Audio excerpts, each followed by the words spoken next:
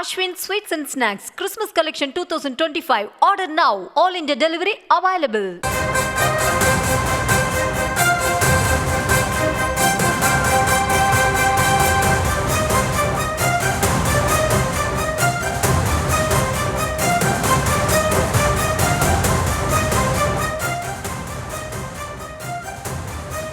அண்மை செய்தியை பார்த்துக் கொண்டிருக்கிறோம். திருப்பரங்குன்றம் முருகன் கோவிலில் தனிநபர் தீபமேற்ற முடியாது என அரசு தரப்பில் வாதங்கள் முன்வைக்கப்பட்டு வருகிறது. திருப்பரங்குன்றம் விவகாரத்தில் தனி நீதிபதியின் உத்தரவுக்கு எதிராக மேல்முறையீடு செய்யப்பட்டிருந்த வழக்கின் விசாரணையானது 2 நீதிபதிகள் கொண்ட அமர்வில் தற்பொழுது விசாரிக்கப்பட்டு வருகிறது. இந்த நிலையில் அரசு தரப்பிலிருந்து வாதங்கள் முன்வைக்கப்பட்டு கொண்டிருக்கின்றன. அது தொடர்பான தகவல்களை நாம் தற்பொழுது அண்மை செய்தியாக பார்த்து வருகிறோம். உச்சிப்பிள்ளையார் கோவிலில் உள்ள தீபத்தூணில் தான் ஏற்றுவது வழக்கம் எனவும் உச்சிப்பிள்ளையார் கோவிலில் உள்ள தீபத்தூணில் தான் தொடர்ந்து ஏற்றப்பட்டு வருவதாகவும் அரசு தரப்பில் கூறப்படுகிறது. கூடுதல் விவரங்களோடு இணைகிறார் எம்முடைய செய்தியாளர் மதியழகன். மதி, வணக்கம். தொடர்ந்து இந்த விசாரணையானது நடைபெற்றுக் கொண்டிருக்கிறது. அரசு தரப்புல இருந்து என்ன வாதங்களை முன் வச்சிருக்காங்க, நீதிபதிகள் தரப்புல இருந்து என்னென்ன கேள்விகள் எழுப்பப்பட்டது, முழுமையான விவரங்களை வழங்கலாம். திருப்பரங்குன்றத்தில் தீபம் ஏற்ற தனி நீதிபதி பிறப்பித்த உத்தரவை எதிர்த்து 2 நீதிபதிகள் அளவில் மேல்முறையீடு செய்யப்பட்டிருந்தது. இந்த மனுவானது நீதிபதிகள் வைக்கின்றோம் ராமகிருஷ்ணன் அமர்வில் தொடங்கி நடைபெற்று வருகிறது. மதுரை மாவட்ட ஆட்சியர் சார்பில் தமிழ்நாடு அரசு தலைமை வழக்கறிஞர் டி எஸ் ராமநாதராஜி வாதங்களை முன்வைத்து வருகிறார். அப்போது உச்சிப்பிள்ளையார் கோயில் மண்டபத்தில் தான் தீபம் ஏற்றப்படும். இந்த ஆண்டும் அந்த நடைமுறை பின்பற்றப்பட்டது. ராம ரவிக்குமார் என்னும் மனுதாரர் கோவில் நிர்வாகமோ அல்லது அவரோ தீபத்தூணில் தீபம் ஏற்ற அனுமதி கோரி வழக்கை தாக்கல் செய்திருக்கிறார். இது தனிநபரின் கோரிக்கை. அந்த கோரிக்கை நிராகரிக்கப்பட்டதால் அவர் நீதிமன்றத்தை அணுகியதாகவும் தெரிவிக்கப்பட்டுள்ளது. இந்த பொதுநல மனு அல்ல, தனிநபரால் தாக்கல் செய்யப்பட்ட மனு. ஆனால் இது பொதுநல மனு போல தீர்மானிக்கப்பட்டு தீர்ப்பளிக்கப்பட்டு இருக்கிறது. இந்த மனுவில் மனுதாரர் பல்வேறு கோரிக்கைகளை எழுப்பியிருந்தார். மனுதாரரின் மனு அடிப்படையில் கோவில் நிர்வாகத்திற்கு உயர்நீதிமன்றம் உத்தரவிட இயலாது என்றும், திருப்பரங்குன்றம் மலை தீப விவகாரத்தில் அது போன்ற உத்தரவை பிறப்பிக்க முடியாது என்றும் தெரிவிக்கப்பட்டிருக்கிறது. அதே போல ஏற்கனவே அதாவது 1920ஆம் ஆண்டில் இந்த விவகாரத்தில் வழங்கப்பட்ட தீர்ப்பையும் மேற்கோள் காட்டப்பட்டிருக்கிறது. மேலும் 73 ஆண்டுகளாக உச்சிப்பிள்ளையார் கோயில் மண்டபத்திலேயே கார்த்திகை தீபம் ஏற்றப்பட்டது. எந்த பிரச்சனையும் இல்லை. 1912ஆம் ஆண்டு மீண்டும் பிரச்சனை எழுகிறது. இருமுறை இதன் காரணமாக மத பிரச்சனைகள் எழுந்துள்ளதாகவும் தெரிவிக்கப்பட்டது.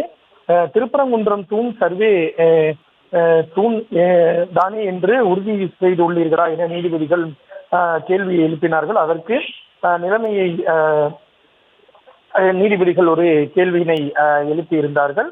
இந்த நிலையில் இந்த விவகாரத்தின் பொழுது 144 தடை உத்தரவு போடப்பட்டது என்பது நிலைமையை சீர்படுத்தவே 144 தடை உத்தரவு பிறப்பிக்கப்பட்டதாகவும், அதாவது 1912க்கு பிறகு 1994ஆம் ஆண்டுதான் மீண்டும் இது தொடர்பான பிரச்சனை எழுந்ததாகவும் தெரிவிக்கப்பட்டிருக்கிறது.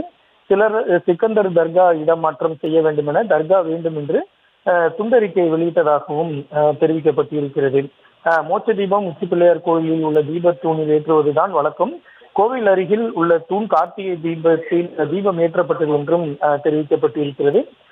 சிக்கந்தர் தர்கா அருகில் இருக்கக்கூடியது தீபத்தூண் அல்ல என்றும் தெரிவிக்கப்பட்டிருக்கிறது. மேலும் தேவஸ்தானம் தான் தீபம் ஏற்ற வேண்டும், தனிநபர் ஏற்ற அனுமதிக்க கூடாது என்று ஏற்கனவே உயர்நீதிமன்றத்தினுடைய தீர்ப்பு இருப்பதாகவும் தெரிவிக்கப்பட்டது. மேலும் மனுதாரர் உள்நோக்கத்தோடு இந்த மனுவை தாக்கல் செய்திருப்பதாகவும், இந்து முன்னணி என்ன சொல்லியுள்ளதோ அதையே மனுதாரரும் இந்த உத்தரவில் குறிப்பிட்டிருப்பதாகவும் தமிழ்நாடு அரசு தரப்பில் தெரிவிக்கப்பட்டிருக்கிறது.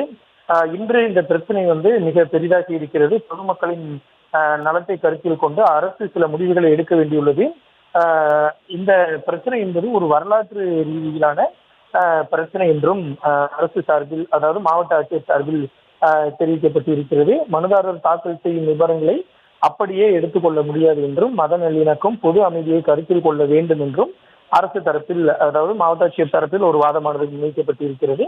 மோட்ச தீபத்தை உச்சிப்பிள்ளையார் கோவில் தவிர்த்து தனிநபராக வேறு எந்த இடத்திலும் ஏற்ற அனுமதிக்க கூடாது என்றும் மாவட்ட ஆட்சியர் தரப்பில் வாதமானது முன்வைக்கப்பட்டிருக்கிறது. அதனையடுத்து தனி நீதிபதி பிறப்பித்த உத்தரவை 3 நாட்களில் எவ்வாறு அதனை செயல்படுத்துவது தொடர்பாக முடிவெடுக்க முடியும் என்ற ஒரு கேள்வியும் மாவட்ட ஆட்சியர் தரப்பில் முன்வைக்கப்பட்டிருக்கிறது.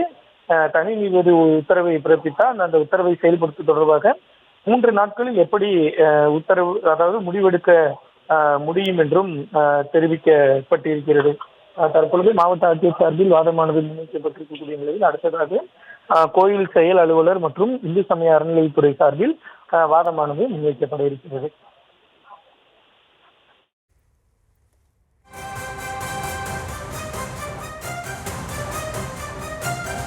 தற்போதைய விவரங்களுக்கு நன்றி மதி. Ashwin Sweets and Snacks Christmas Collection 2025. Order now. All India delivery available.